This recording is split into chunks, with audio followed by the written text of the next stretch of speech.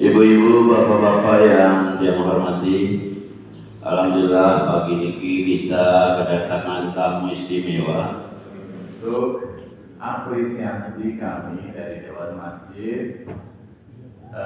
Masjid Plugo ini satu dari masjid yang telah berpartisipasi dari DNI World tahun 2022 dan dapat terbaik. Sudah kedekatan antara jamaah ini luar biasa.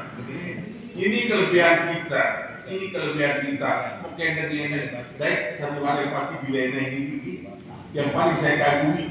Di luar susah kok mendengar aja pelaku sumbangan bulan minggu. Tidak bahasa Inggris.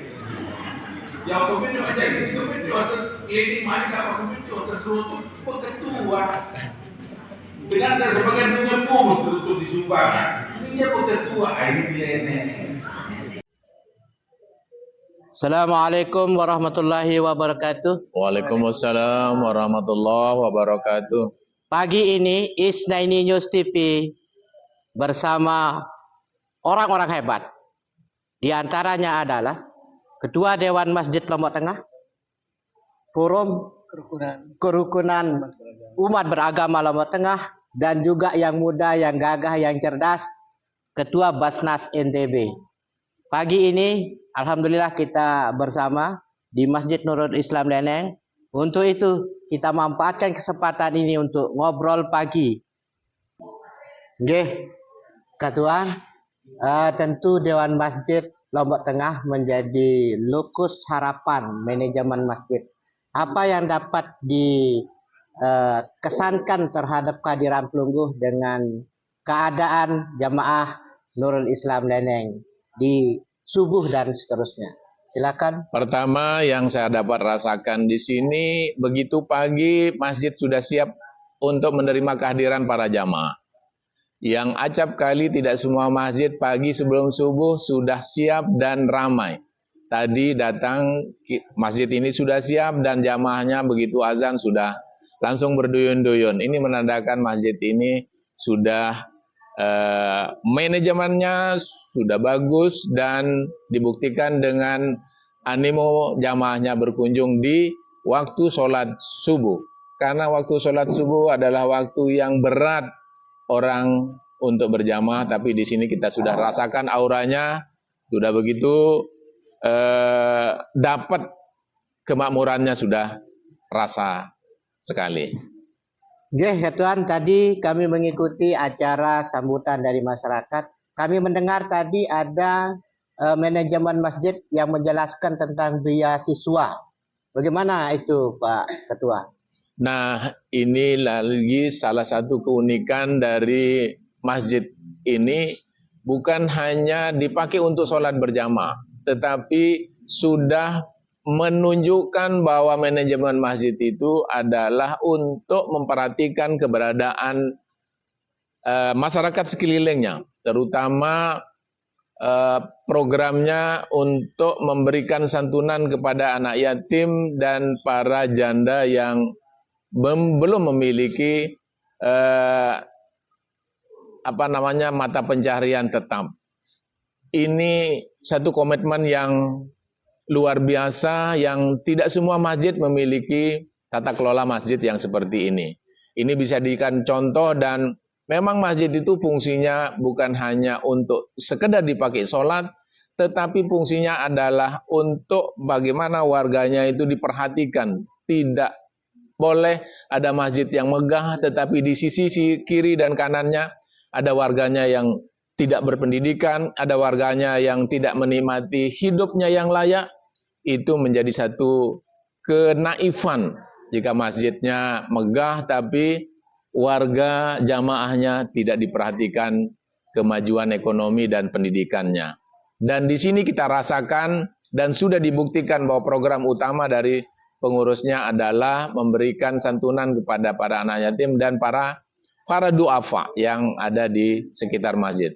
Dan jika ini terus kita akan lestarikan, maka kami yakin masjid ini akan menjadi masjid yang betul-betul bermanfaat sebagaimana apa yang dituntun oleh baginda Rasul, bahwa masjid itu adalah tempat seluruh kegiatan dan pemberdayaan umat, senternya, epicentrumnya ada di masjid. Oke, izin Ketuan, berkaitan dengan itu, mungkin di sebelah Ketuan ada Ketua Basnas. Oke, izin Pak Ketua Basnas, kami mendengar bahwa di masjid ini membiayai siswakan jamaah warganya.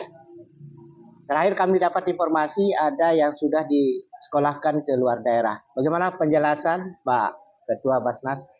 Ya, alhamdulillah. Ketua pembangunan masjid juga nih. Nggih. Insyaallah. Alhamdulillah dengan kegiatan ini memang kita dari pengurus masjid bahwa ada salah satu di antara remaja kita yang memang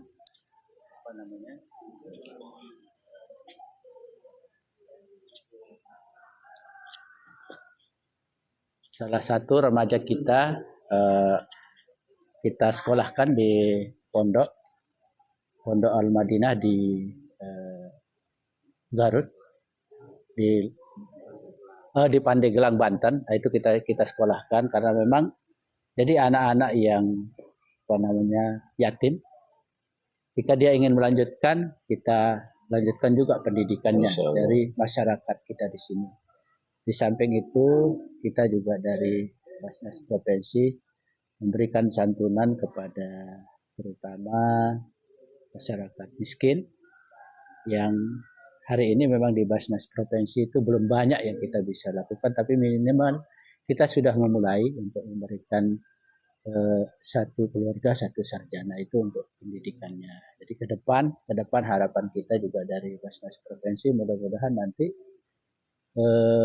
harapannya yaitu satu keluarga satu sarjana itu bisa terpenuhi. Minimal di masyarakat kami ini alhamdulillah. Jadi minimal itu terkumpul dana itu 250 sampai 300.000 per orang. Jadi walaupun di dalam satu keluarga itu ada 3 orang anak yatim, tetap kita berikan 300.000 per orang. Jadi itu komitmen kami di masyarakat ini yang sampai dengan hari ini alhamdulillah. Ya, jadi artinya ada bulanan. Ada bulanan untuk anak yatim itu. Jadi ya? bulanan itu kita berikan, itu sekaligus sebagai beasiswa mereka dan itu hampir semuanya dari masyarakat kita di sini. Itu yang sangat luar biasa. Walaupun mungkin kita menghitung nanti ada 2.000, 3.000, ada yang 50.000 dan bisa itu terkumpul, yaitu seperti itu. Yang sekarang itu 33 orang. Dulunya yang memang itu ada 46, tapi kita ini menyampaikan kepada ibu-ibunya yang sudah menikah karena dia sudah punya orang tua sambung. Jadi kita kembalikan kepada orang tuanya karena sudah ada yang membiayai. Dan mohon doa kepada Ketua Dewan Masjid. Mudah-mudahan kebetulan saya juga dulu pernah menjabat sebagai Ketua Basnas di Kabupaten Lombok Tengah. Mohon dukungannya juga untuk Basnas Kabupaten Lombok Tengah dan Basnas Provinsi. Mudah-mudahan program-program ini kita sosialisasikan bersama dalam hal-hal yang seperti ini. Terima kasih. Assalamualaikum warahmatullahi wabarakatuh. Ini kan menyinggung Ketua Pembangunan Masjid. Seperti disampaikan bahwa begitu cepat ini, 2 tahun. Nah, tadi terkait dengan anak yatim, ini kan agak semacam unik. Banyak masjid, biasanya satu kotak amal. Nah, kami mendengar di Masjid Nurul Islam ini ada beberapa kotak amal seperti yang dijelaskan tadi pada sambutan. Penjelasan bagaimana itu? Ada 4 kotak amal. Ya, jadi awal mula dulu, karena ketika kita melihat bahwa mungkin di dalam satu masjid ini hanya satu dulu kotak infaknya. Jadi setelah tadi ada kunjungan ke Masjid Jogokarian itu, kita merubah kotak amal itu. Kotak amal itu yaitu pertama untuk pembangunan, terus yang kedua anak yatim, yang ketiga operasional masjid dan para duafa. Nah, disitulah awal mula itu, awal mula kegiatan ini.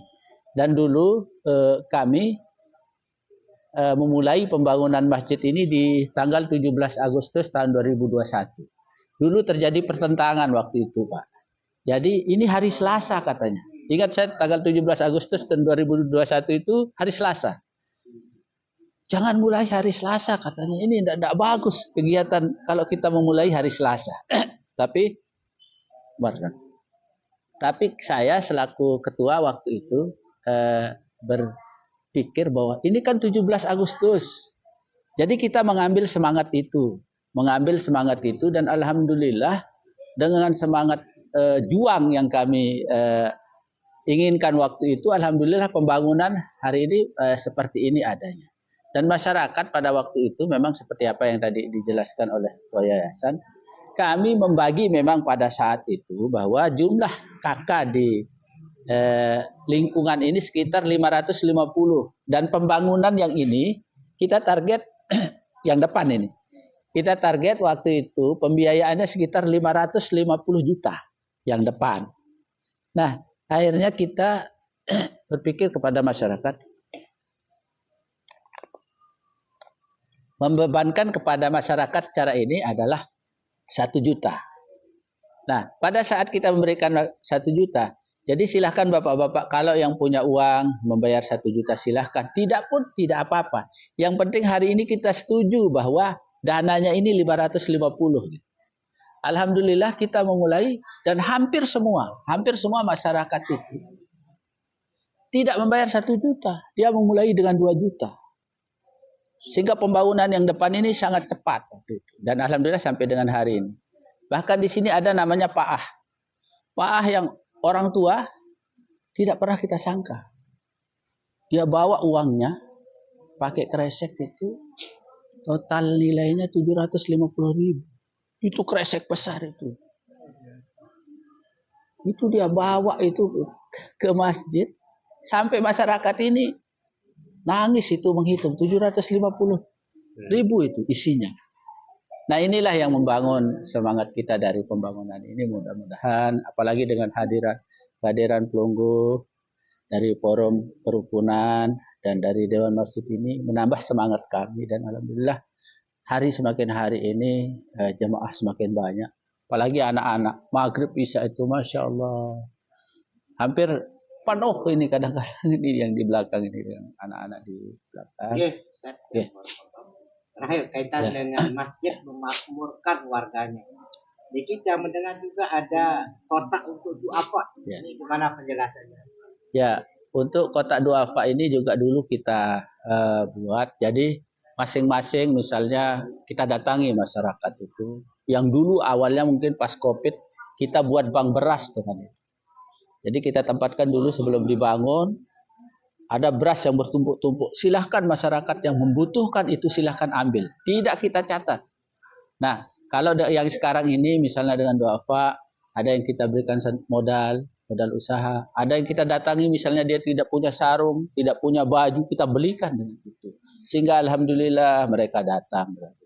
Tidak ada masyarakat yang hari ini di tempat ini alhamdulillah kalau memang dia sudah memiliki, kita datangi mereka, alhamdulillah mereka berduyun-duyun datang ke masjid.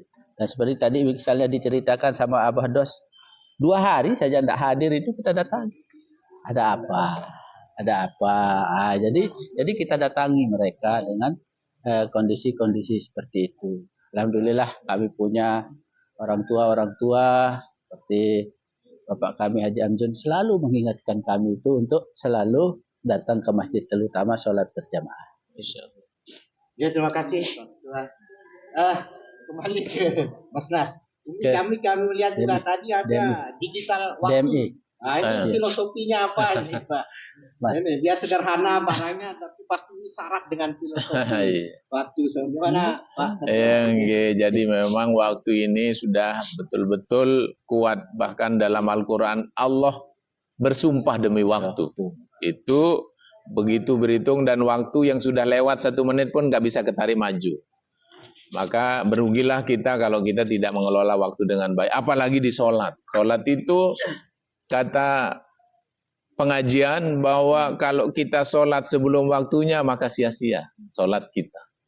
Karena itu belum masuk hitungan oleh Allah itu. Dan dibuktikan sekarang kita di pegawai negeri itu menggunakan sisensi. Kalau kita absen sebelum waktu yang memang ditentukan oleh adminnya, tidak bisa masuk itu. Kira-kira begitu juga itu waktu yang memang digariskan oleh ketentuan waktu sholat itu. Kalau kita sholat sebelum waktu, maka tidak akan masuk kepada catatan kita melakukan ibadah. Karena itu, ini juga menjadi catatan kami di Dewan Masjid, karena ada tokoh agama yang memberikan atensi laporan kepada kami.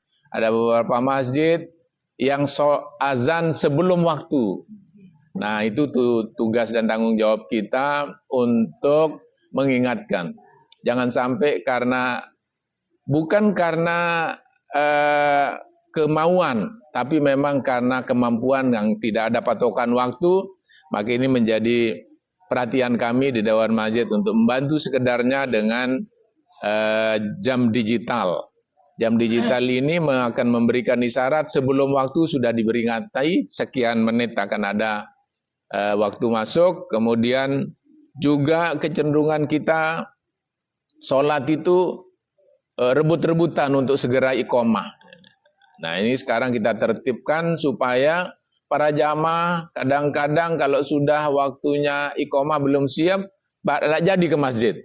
Nah, sekarang kalau sudah dipatok waktunya subuh 15 menit dan waktu yang lain 10 menit, maka insya Allah jamaah akan terbiasa dengan menggunakan waktu itu, sehingga walaupun dia sudah agak telat-telat sedikit, oh betul, waktu azan itu dia sudah bisa perkirakan.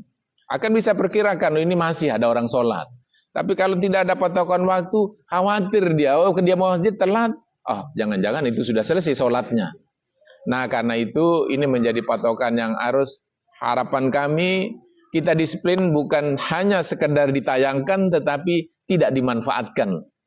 Nah, kami mengharapkan untuk waktu itu untuk kita manfaatkan sebagai bentuk untuk mengarahkan para jamaah kita, sekian waktu azan, sekian waktu iqomah, dan durasinya sekitar 10 menit untuk salat, kita bisa mengelola diri untuk tidak menjadi keraguan kita untuk tiba di masjid pada waktu sholat berjamaah. Karena waktu itu juga bagian dari nikmat. Bagian dari nikmat. Nggih, izin Ketua. Bersama kita mau sedikit berbicara negara nih, Ketua. Nggih. Tentu sebagai negara yang berbineka. Nggih, Masjid Nurul Islam Leneng berada di wilayah Kelurahan Leneng. Ada juga umat-umat yang lain. Untuk itu saya pikir kita perlu mendengarkan pesan-pesan beliau dalam konteks kerukunan bersosial, kehidupan sosial. Silahkan Ayahanda. Terima kasih. Pak senior kita ini, Pak Karme, Wira Karme sering dipanggil. Alhamdulillah ya. Jadi menurut pendapat kami dari Forum Kerukunan Umat Beragama, Leneng ini adalah tempat yang spesial, yang istimewa. Tidak hanya karena kantor FKUB itu ada di sini, tetapi masyarakatnya yang heterogen, semua agama berada di sini. Yang Hindu di luar Muslim, yang Hindu banyak, yang Kristen ada, yang Katolik juga ada, yang Buddha juga ada. Dan di sini tempat ibadah yang resmi itu hampir lengkap. Di samping Masjid Agung, masjid kita di sini, kemudian masjid-masjid yang lain yang sudah memenuhi standar tentang bagaimana statusnya, sertifikatnya, IMB-nya, dan proses pendiriannya sudah memenuhi syarat itu. Juga di sini ada kompleks yang menyiapkan tempat ibadah bagi agama-agama yang lain. Selain masyarakatnya yang rukun, belum pernah ada ceritanya di sini ada bentrok antar agama. Jadi memang kita tergolong rukun. Di sini juga ada gereja Katolik juga ada. Kebetulan masyarakat yang datang dari luar Pulau Lombok, di luar Lombok Tengah, itu ada yang beragama Katolik disiapkan gereja. Mereka yang beragama Kristen disiapkan juga gereja. Kemudian mereka yang agama Hindu disiapkan juga di situ pura sekedarnya. Mereka yang agama Buddha disiapkan tempat khusus untuk mereka melakukan ibadat mereka. Jadi kesimpulannya ini adalah etalase Lombok Tengah ya, terutama masjid ini yang sudah tidak hanya di daerah kita tapi nasional sudah posisinya, keberadaan masjid ini dan bagaimana takmirnya menjadi contoh bagi kita semua. Saya rasa kerukunan yang di sini harus kita pelihara terus dan ini kita pertahankan sesuai dengan kondisi kita sebagai satelit Kota Peraya. Kantor Bupati juga ada di IPDN juga, IPDN juga ada di sini, ya. Pariwisata juga, Poltekpar di sini juga, mereka dari agama-agama yang berbeda-beda dan alhamdulillah mereka belum ada keluhan, yang bahkan bersyukur kali dia berada di tempat ini tidak pernah ada konflik antar mereka maupun dengan masyarakat setempat.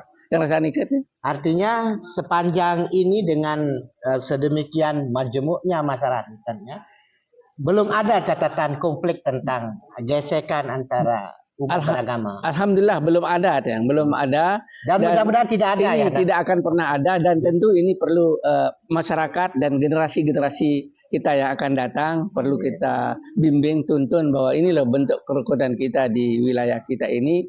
Kalau bisa lebih meluas lagi Lombok Tengah, lebih luas lagi NTB dan lebih luas nasional. Kalau itu sudah bisa kita perhatikan, insya Allah kita menjadi masyarakat yang taat dalam terima kasih memelihara kerukunan.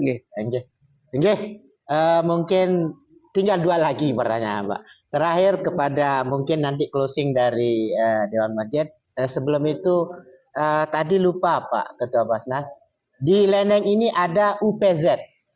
Sejauh mana UPZ di Leneng ini yang berbasis di kelurahan memberikan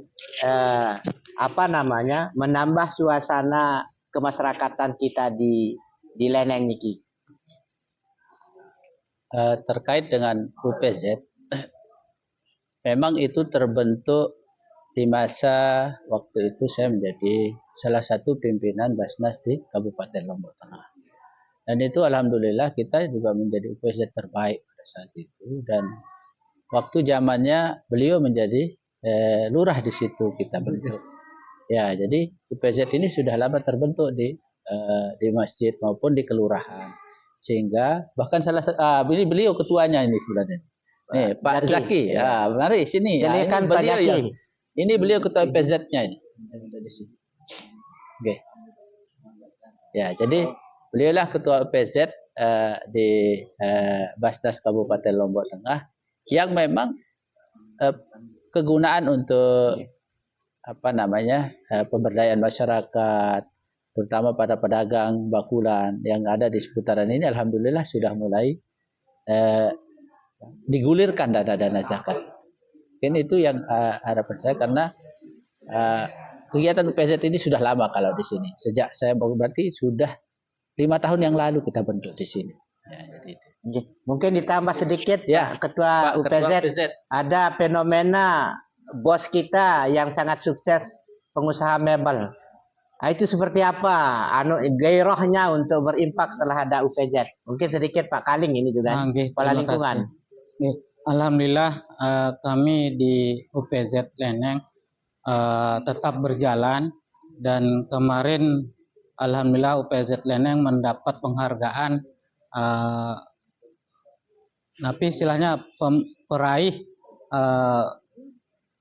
peraih pemberian zakat terbaik di Lombok Tengah. Dari alhamdulillah dari pengusaha-pengusaha niki mempercayakan ke kami untuk zakatnya. Alhamdulillah kami yang terbaik untuk pengelolaan zakat yang bekerja sama dengan Basnas Kabupaten Lombok Tengah. Masya Allah. Terima kasih Pak Bendahara ya. Ketuanya Ustaz Hamzun, sekretaris, dan bendaharanya Pak Zaki ya. Ketuan, ini rupa-rupa di Leneng, mungkin ada closing state terkait dengan profil dari perspektif pengelolaan masjid di Lombok Tengah. Saya sangat bersyukur pagi ini kehadiran kita semua mendapat inspirasi spirit yang luar biasa.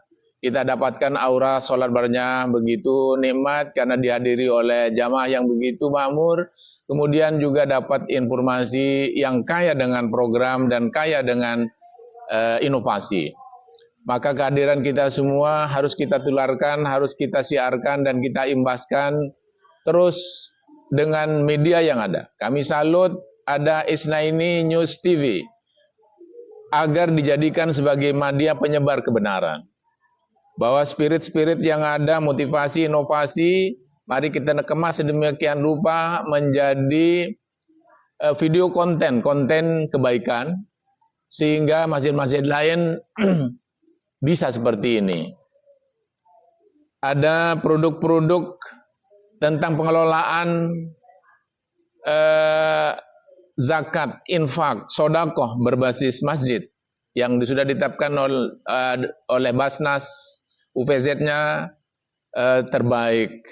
Kemudian para pengusaha sudah begitu sadar untuk menyalurkan zakat dan infaknya kepada masjid.